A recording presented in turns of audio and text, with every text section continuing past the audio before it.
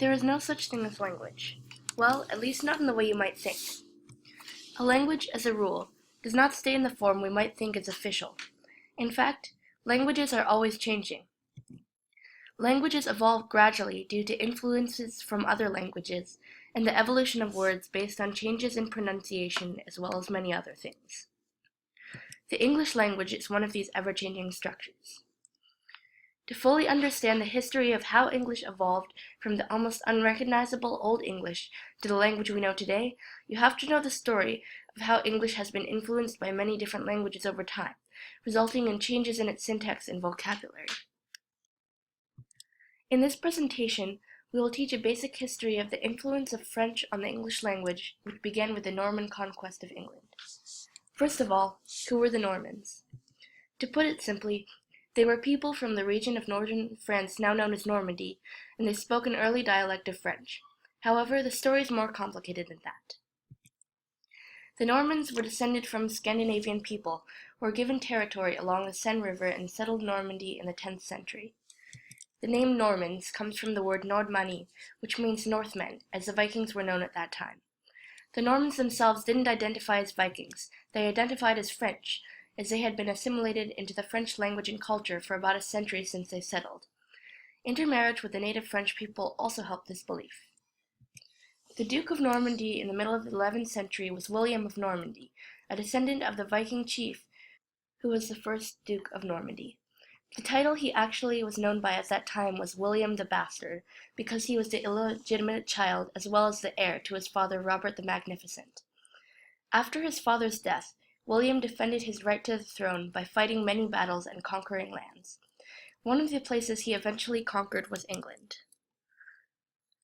In the early 11th century, Anglo-Saxons had built England into one of the strongest states in Western Europe, due in part to outside threats of attack by the Vikings.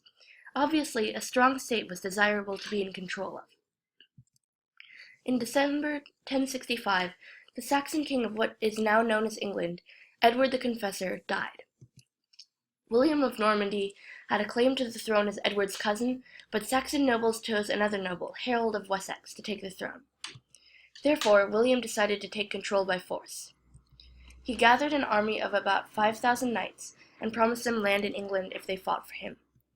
Harold of Wessex heard about this plan and spent months waiting for the attack. However, due to unfavorable sailing conditions, the attack was postponed. The next year, the Normans had still not attacked. At the same time, Harald Hardrad of Norway, another Viking who claimed to be the rightful heir to the throne, landed in the north of English territory. Harold of Wessex rushed his army to the north to meet this new foe. At the same time, the Normans sailed over to attack England. Harold of Wessex rushed the already exhausted army back to England to defend their land. The battle that ensued was called the Battle of Hastings. During this battle, the tired Saxon foot soldiers were up against Norman horsemen, so from the beginning, even though the Saxons had a bigger army, they were at a disadvantage. The Saxons were weakened many times by unorthodox Norman tactics, and then were conquered by a final charge by the Norman army. William received the crown, as well as the title of the Conqueror, which was more appealing than his previous nickname. After he took to the throne, William still owed his followers land. However, he wanted to keep them from getting too powerful. Therefore, he gave the nobles land, but scattered them to different regions so they couldn't gather together in one place to oppose the crown. There were exceptions, such as the borders of Scotland and Wales, where power had to be concentrated for defense. William also took 20% of England's land for himself. He created a fairly large feudal army, including the nobles who owned land. England started to look similar to the feudal monarchy France had at that time. Though William brought French influence to the English throne, he also used some of the previously existing Saxon institutions. For example, he required every free man in England to declare a personal oath of loyalty to him. He also collected taxes directly, without relying on a feudal system. He gave the church a lot of local power and kept track of church elections for positions such as bishops and abbots. In the 2 centuries after William's reign, there was a growth in the power of royalty and royal government. In the midst of this, Saxon democratic processes were reintroduced and became the beginning of the tradition of democracy in England and now in America. After the Norman invasion of England, William, Duke of Normandy, claimed the crown for himself. However, he only spoke French. This led to a class division, as the nobles, a group more in touch with the king, took up French, but the working class retained their English. Because the latter had no need to write formal documents, English was mainly a spoken language, whereas those who spoke French were mostly literate and often wrote formal documents. Although French seemed to be the dominant language, a series of factors led to it receding and the emergence of English in literature. The first factor was that King John lost Normandy to the King of France. This forced people to choose whether to live in France or England. Those who stayed in England became out of touch with France, and therefore they spoke English. Another factor was that the Hundred-Year War led to an English hatred of all things French, including the language. The bubonic plague also led to an increase of power to the working class, as many of them passed away, making the work of the survivors a lot more valuable. Along with English being passed as the language of the courts in 1362 and being taught in school by 1385, these factors led to the emergence of English in writing. However, when English reemerges in literature, it is very different than it used to be. The main reason it survived through the gap in which it wasn't written is because English was willing to borrow words. With the English language being spoken by uneducated people, grammatical changes could go through unchecked. Therefore, when English wasn't being written, it was still being spoken, and it evolved. During this time, there was a class divide, with French being spoken by the upper class and English being spoken by the lower class. This can be seen in an example of a servant and his master. The servant would speak English and pick up French words in order to interact with his French master. Therefore, when English reemerges, it contains a lot of French. The majority of French and English came from borrowed words. When languages come into contact with each other, they can trade words. Of course, it's not real trade, words aren't being exchanged, but rather one language takes another language's words and uses them in an often slightly altered way. The way this works is at first, a speaker only uses the word with people that can understand it, but eventually they branch out to anyone, at which point it becomes a foreign word to people, and only after it becomes more mainstream it becomes part of the language's vocabulary, often meaning something different than it did originally. This happened in society when slightly lower-class French government workers or soldiers were stationed somewhere where they didn't have access to a majority French community, so they had to make do with English.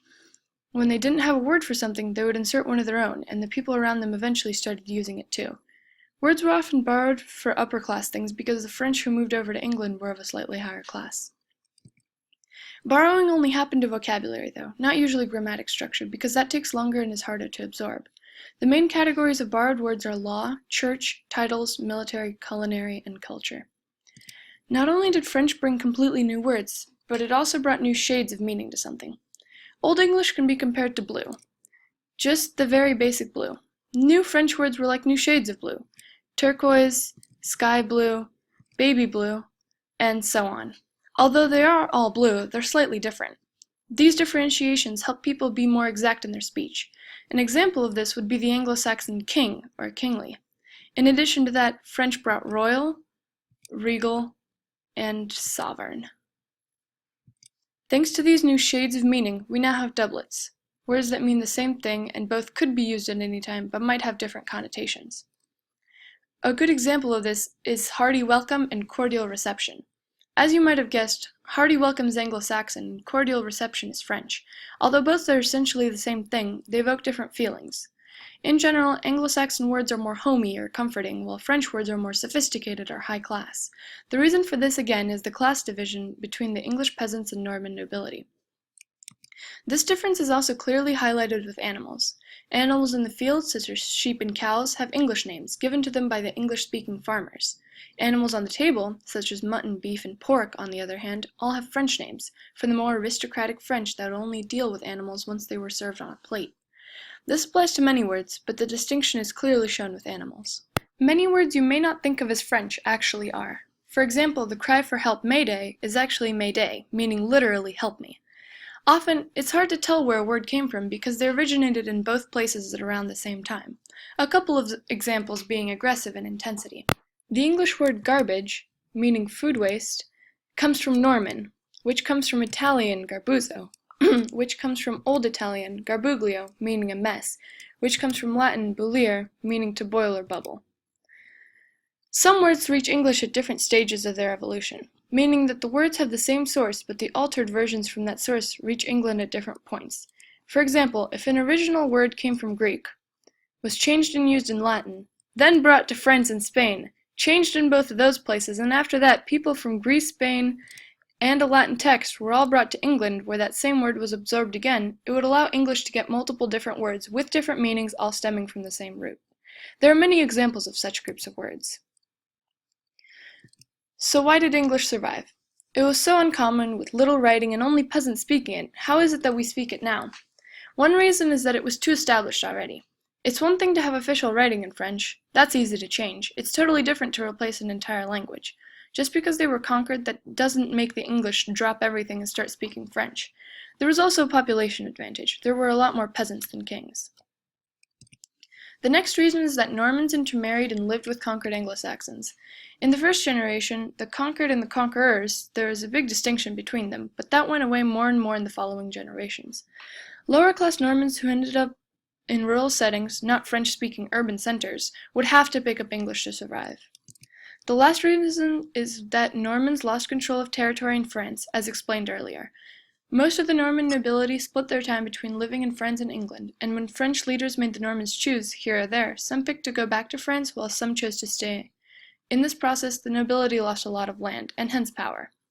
Because of their loss of power, French became less popular. In general, we kept the most basic English terms. Because the basic English people ate bread, cheese, and fish, they lived in houses with windows, doors, and floors. The basic English people needed to have words for their everyday actions, so it's the non-everyday actions that got altered by French.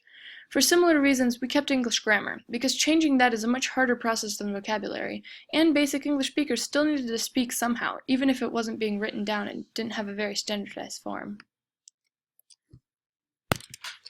English was, of course, changed in many different ways over the course of its existence. It was also influenced by many different languages other than French. However, the story of how French and English influenced each other is an important part of the history of both languages, and can be seen through the French proverb, "A man who knows two languages is worth two men."